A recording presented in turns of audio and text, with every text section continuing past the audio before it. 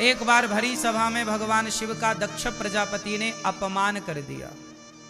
भगवान शंकर तो बड़े अच्छे हैं। कर्पूर गौरम करुणावतारम संसार सारम भुजगेन्द्रहारम सदा वसंतम हृदयारविंदे भवम भवानी सहितम नमामि। शंकर जी कैसे हैं? कर्पूर गौरम, कपूर की तरह गोरे हैं। कपूर कितना सुंदर दिखता है, ऐसे ही स्वरूप शंकर जी का। शंकर जी बहुत गोरे हैं, सुंदर हैं। कर्पूर गौरम करुणावतारम, करुणा के अवतार हैं। करुणा कैसी? शंकर जी के जैसी करुणा कहाँ होगी। बहुत दयालु हैं शंकर जी। करुणावतारम संसार सारम, संसार का संहार करने वाले। भुजगेन्द्रहारम, क्या लपेटते हैं गले में? सांप। सदा वसंतम, सदा वसंतम, जिनके हृदय में सदा बसते हैं कौन? हृदयारविंदे, जिनके हृदय में सदा सीताराम बसते हैं, लक्ष्मी नारायण बसते हैं हृदय में। ऐसे भगवान शंकर को भवानी सहित भगवान शिव माता पार्वती के सहित भगवान शिव को हम ध्याते हैं, ध्यान करते हैं, नमस्कार करते हैं। बोलिए शंकर भगवान की। शंकर भगवान कहाँ रहते हैं? कहाँ रहते हैं? कैलाश। अच्छा, आपके घर में बहुत, आपके गांव में, आपके गली में, आपके क्षेत्र में मंदिर होंगे ना शंकर जी के, जहाँ शिवलिंग है। शिवलिंग पर आप जल भी चढ़ाने जाते हो। धतूरा, बिल्वपत्र, आग का फूल इत्यादि शिव जी पर चढ़ाए जाते हैं। शमी का पत्ता भी चढ़ाया जाता है। शंकर जी के मंदिर में क्या होता है? शिवलिंग। क्या होता है? हमारे यहाँ 12 ज्योतिर्लिंग भी हैं। 12 ज्योतिर्लिंग हैं। अच्छा, ये बताओ मुझे आप लोग, ये जो शंकर जी के शिवलिंग होते हैं, 12 ज्योतिर्लिंग हैं, ये शिवलिंग का मतलब क्या होता है? क्या है ये शिवलिंग? भैया बताओ, ये शिवलिंग क्या है? इसमें लिंग शब्द क्यों जुड़ा है? शिव तो ठीक लग रहा है, ये लिंग क्या अर्थ यहाँ पे क्या है? शिवलिंग क्यों कहा जाता है? राम जी के किसी मंदिर में रामलिंग तो नहीं कहा जाता। कृष्ण जी के किसी भी मंदिर में कृष्ण लिंग तो नहीं कहा जाता। तो शंकर जी के मंदिर में शिवलिंग क्यों कहा जाता है? ये प्रश्न आपसे कोई पूछे तो आपके पास इसका उत्तर हो, इसलिए ये प्रश्न हम पूछ रहे हैं और आपसे उत्तर चाह रहे हैं। फिर अभी इसका उत्तर भी देंगे। भैया सब बैठ जाओ, मेरी माँ बैठ जाओ। भैया टोपी वाले भैया, लाल बैठो, लाला सब शांति से बैठो और टुप्पी टाप रहो, शोर ना करो, शांति से बैठ जाओ, चुप रहो। बोलिए कृष्ण कन्हैया लाल की। प्रश्न सुनो ध्यान से, उत्तर दो ध्यान से। शंकर जी के मंदिर को, शंकर जी को शिवलिंग क्यों कहा जाता है? ये शिवलिंग है, चलो जल चढ़ाओ, शिवलिंग पे जल चढ़ाओ। क्यों? और तो किसी देवी देवता के मंदिर को लिंग शब्द से प्रयोग नहीं किया जाता, क्यों? अब आप लोग बताओ कि शिवलिंग क्यों कहा जाता है? आप बताओ। नहीं पता? आप बताओ भैया। नहीं पता? आप बताओ पीली मैया। नहीं पता? इसलिए कहते हैं हम हिंदुओं को सब कुछ पता होना चाहिए। यदि आप हिंदू हैं, शंकर जी को मानते हैं, तो पता होना चाहिए ना।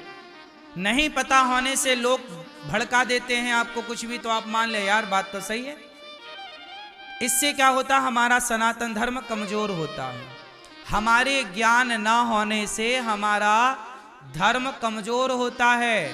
इसलिए कमजोर सनातन तब नहीं होगा जब आप ज्ञान से परिपूर्ण होंगे। यदि ज्ञान से परिपूर्ण हैं तो आपको कोई दिक्कत नहीं। इसलिए अपने ज्ञान को बढ़ाओ, अपने सत्संग को बढ़ाओ, अपने स्वाध्याय को बढ़ाओ, सदग्रंथ पढ़ो, तब आपका संदेह मिटेगा। अब आप बताएंगे शंकर जी के मंदिर को, शिव जी को शिवलिंग क्यों कहते हैं? आप बताएंगे? भारत के 99% लोगों को यह बात नहीं पता और कर रहे हैं सब पूजा, सब शंकर जी के मंदिर जा रहे हैं, पर किसी को यह नहीं पता कि शिवलिंग का मतलब क्या है।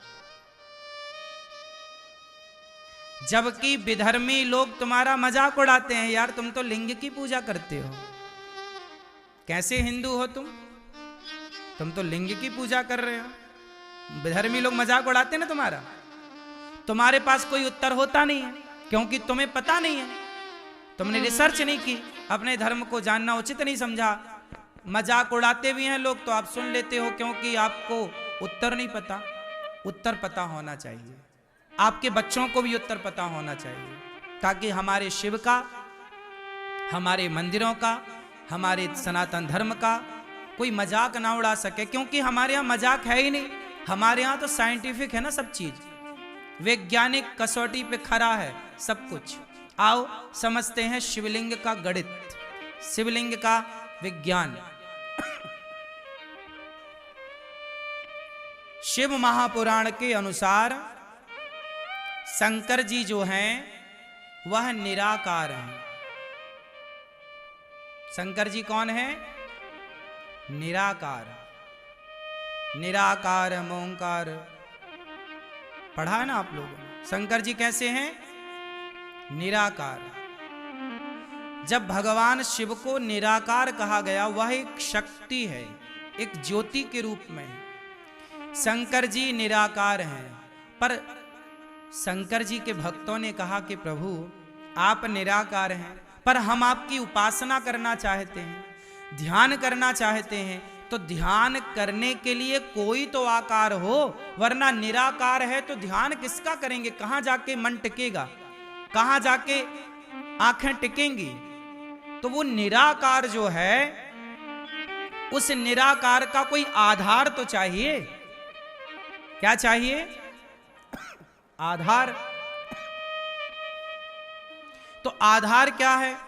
तब भगवान शिव ने कहा कि मैं तो कण कण में व्याप्त हूं, सब जगह हूं, आप किसी को भी आधार मान लीजिए। मैं निराकार तो हूं, परंतु आपके लिए मैं सब जगह प्रकट हो सकता हूं। तब भगवान शिव के भक्तों के द्वारा अनेक टाइम पर, अनेक स्थानों पर भगवान शिव का वह निराकार रूप एक बिंदु में प्रकट किया गया। ज्योतिर्लिंग क्या है? एक बिंदु ही तो है, छोटी सी बिंदु, डॉट। क्या है? एक डॉट है, इतना वो बिंदु है, वो निराकार रूप है। अब उसे लिंग क्यों कहा जाता है? लिंग का मतलब शरीर का योनि भाग नहीं। आपने हिंदी में व्याकरण में पढ़ा होगा कितने लिंग होते हैं। हम लोगों ने पढ़ाई में कितने लिंग पढ़े हैं? बोलो, कितने लिंग होते हैं? 3, स्त्रीलिंग, पुरलिंग और नपुंसक लिंग। 3 लिंग पढ़े ना आप लोगों ने। जब हम कहते हैं पुरलिंग, तो आपसे मेरा सवाल है कि पुरलिंग कहने से पुरुष के लिंग का बोध होता है कि पूरे शरीर का बोध हो जाता है? बोलो भाई, पुरलिंग कहने से पूरा बोध ना हुआ, एक योनि भाग का थोड़ी बोध हो रहा है। उसी तरह शिवलिंग, शिवलिंग का मतलब है यह भगवान शिव का संपूर्ण तेज है, संपूर्ण शरीर है, सब कुछ है। भगवान शिव हैं पूरे, साक्षात सिर से लेकर पांव तक। भगवान शिव का ही पूरा एक भक्त जो है वो भाव रखता है किस वस्तु में मेरे भगवान हैं। अब बताओ, शालिग्राम भगवान भी तो गोल पत्थर की तरह हैं। शालिग्राम भगवान की बटैया कैसी है? गोल है ना, उसमें हाथ दिखता, ना पांव दिखते, ना पेट दिखता, ना पीठ दिखता, ना आंख दिखती, ना नाक। शालिग्राम भगवान में कहां कुछ दिखता है? शालिग्राम भगवान तो गोल है कि नहीं? तो भाव ये है ना कि ये नारायण है। क्या भाव? शालिग्राम मतलब भगवान नारायण विष्णु। तो पूरे शालिग्राम गोल में भाव पूरे विष्णु का है ना। उसी तरह जैसे शालिग्राम भगवान में पूरे नारायण का बोध होता है, ऐसे शिवलिंग में पूरे शंकर का बोध होता है। पूरे शिव है वो। शिव का योनि भाग नहीं है कि कोई योनि भाग माने कि नहीं जी केवल ये योनि भाग है उसकी हम पूजा करें। नहीं, शिवलिंग का अर्थ है संपूर्ण शिव, कल्याण करने वाले। शिव का अर्थ होता है कल्याण करने वाले। ऐसे शिव की हम आराधना करते हैं। तो वहां लिंग का मतलब शिव को बोध कराने वाला वो शब्द है। बात समझ में आई? चूंकि इतनी सी जानकारी ना होने के कारण आप ना उत्तर दे पाते, ना आप समझ पाते, ना तो आप समझा पाते। बात समझ में आई?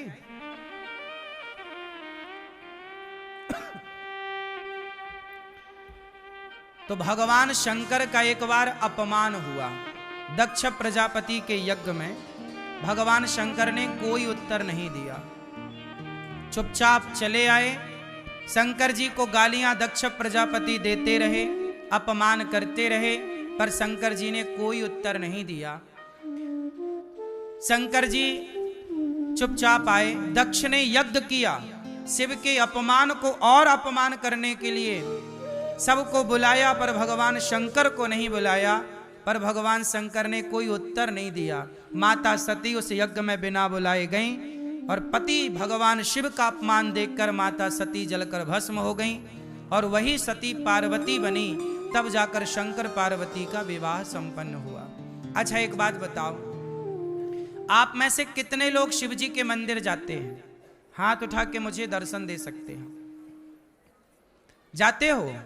अब ये बताओ कि शिव जी के मंदिर जाते हो तो क्या सीख मिलती है भगवान शंकर से? मंदिर क्यों जाया जाता है? शिव जी के मंदिर हो, राम जी के मंदिर हो, कृष्ण जी के मंदिर हो, दुर्गा जी के मंदिर हो, हनुमान जी के मंदिर हो, क्यों जाते हैं मंदिर? क्यों जाना चाहिए? आप शंकर जी के मंदिर क्यों जाते हो? उत्तर दो। क्या सीख मिलती है आपको शिव जी के मंदिर से? आप मंदिर क्यों जाते हैं? हाँ,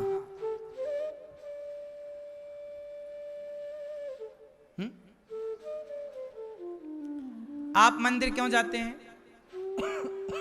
हैं? दर्शन के लिए, ठीक है। आप मंदिर क्यों जाते हो मैया? हाँ, आप मंदिर क्यों जाते हो? हैं? पूजा करने। कोई कह रहा पूजा करने जाते हैं, कोई कह रहा दर्शन करने जाते हैं, कोई कह रहा जल चढ़ाने जाते हैं। आप बताओ, आशीर्वाद लेने ही जाते हो।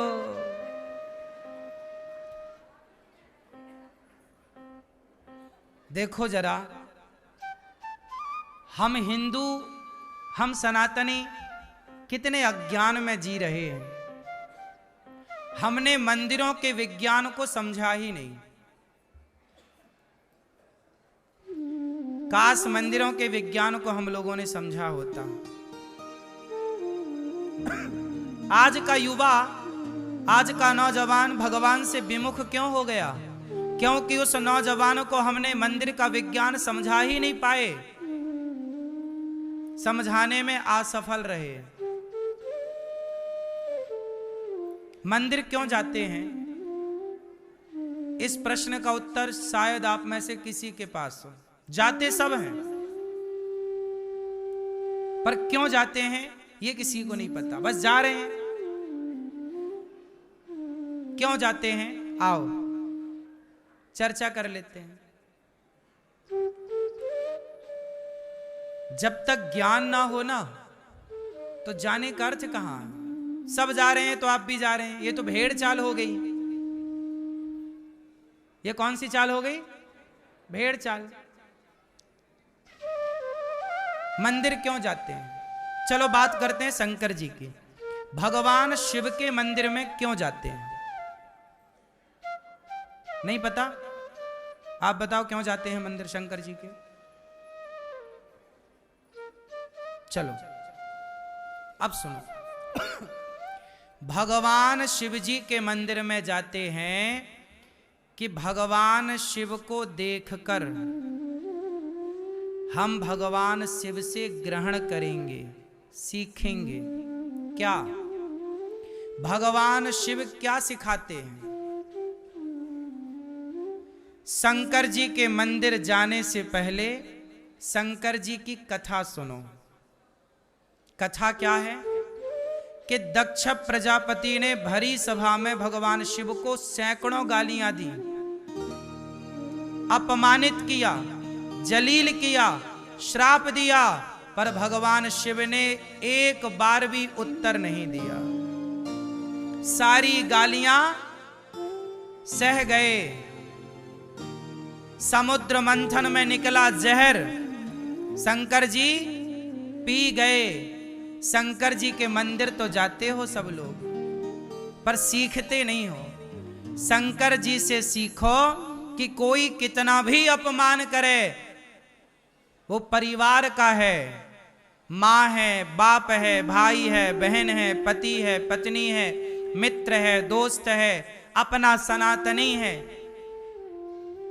कोई कितना भी आपको जलील करे, अपमानित करे, शंकर जी से सीख लो कि आप उत्तर नहीं देंगे। आतंकवादी है कोई तो उत्तर दो, मारो उसे। तुम्हारी बहन बेटी को गलत देखे तो राम की तरह मार दो, रावण को, बाली को मार दो। मारने का भी विधान है। लेकिन भगवान शिव सिखा रहे हैं कि सहनशील बनो, सह जाओ। जहर पिया, आप कितना जहर पीते हो अपमान का? अपमान ही जहर है, सम्मान ही अमृत है।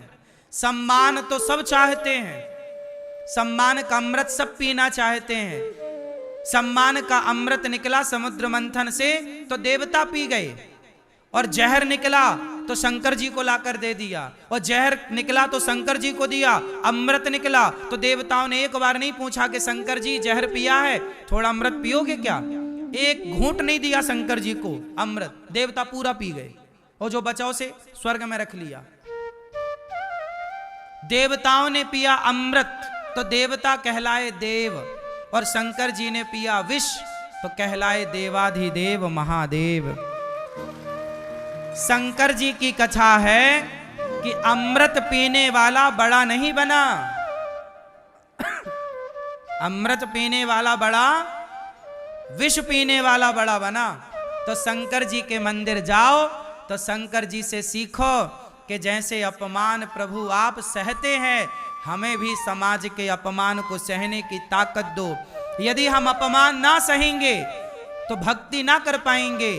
अरे यदि हम आपसे उलझ गए तो भजन कब होगा? इसलिए कभी ना उलझें किसी की बातों पर, सदा भगवान की ओर बढ़ते चलें। यही सीखना है शिव से। तो मंदिर जाओ शंकर जी के तो शिव की तरह धैर्य